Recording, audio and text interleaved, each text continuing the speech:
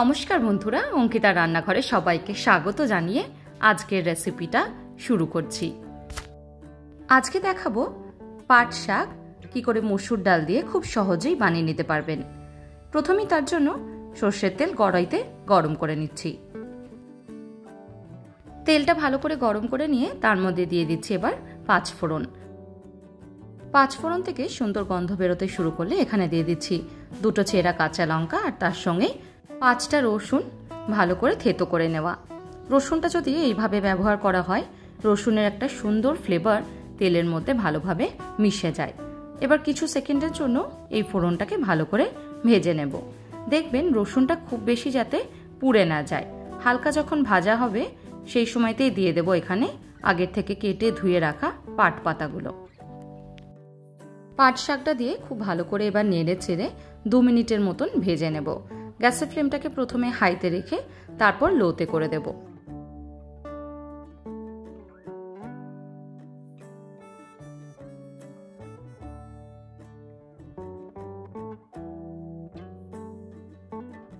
পাতাটা খুব সহজেই আস্তে আস্তে করে দেখবেন মজতে শুরু করছে।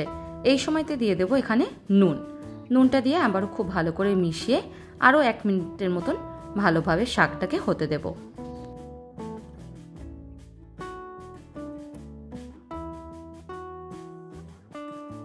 শাকটা নরম হতে থাকুক, সেই সময়তেই এখানে মুসুর ডাল নিয়ে নিচ্ছি। এবার মুসুর ডালটাকে জল বদলে বদলে খুব ভালো করে পরিষ্কার এইভাবে যতক্ষণ না জলটা হয়ে যাচ্ছে ততক্ষণ ধুয়ে নেব। দেখুন এবার মুসুর ডাল থেকে জলটা ছেঁকে নিয়েছি। এবার এই ডালটাকে দিয়ে দিচ্ছি শাকের মধ্যে। ডালটা এবার শাকের সাথে কিছু সেকেন্ডের জন্য ভালো করে ভেজে নেব।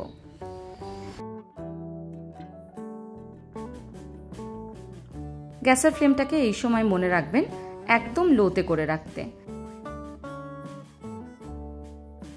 ডালটা ভালো করে শাকের সাথে মিশিয়ে নিয়েছি। এবার দিয়ে দিচ্ছি 1.5 কাপ পরিমাণে গরম জল। গরম জল যদি ব্যবহার করা হয় ডালটা খুব সহজেই কিন্তু নরম হতে শুরু করবে। দেখুন আস্তে আস্তে করে এইভাবে ডালটা সেদ্ধ হতে লাগবে।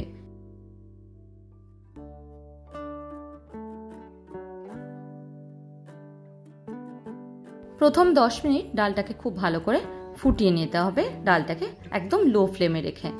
তারপর ডালটাকে ঢাকা দিয়ে এবার ডালটা যতক্ষণ না সেদ্ধ হচ্ছে ততক্ষণ ফুটিয়ে নেব। 10 মিনিট পর ঢাকাটাকে খুলে দিচ্ছি। দেখুন ডালটা অনেকটাই পরিমাণে কিন্তু সেদ্ধ হয়ে গেছে।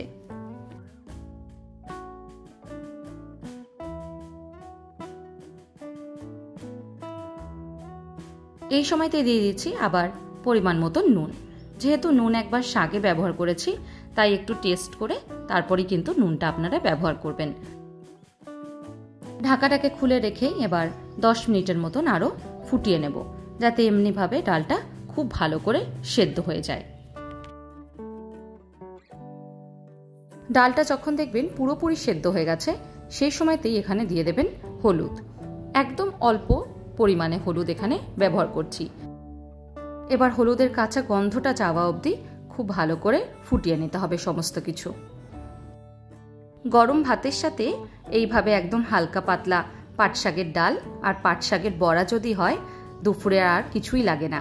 পাট পাতার বড়ার রেসিপিটা আমি কিছুদিন আগে শেয়ার করেছিলাম, ডেসক্রিপশনে দিয়ে দেব, আপনারা চাইলে দেখে নিতে পারেন।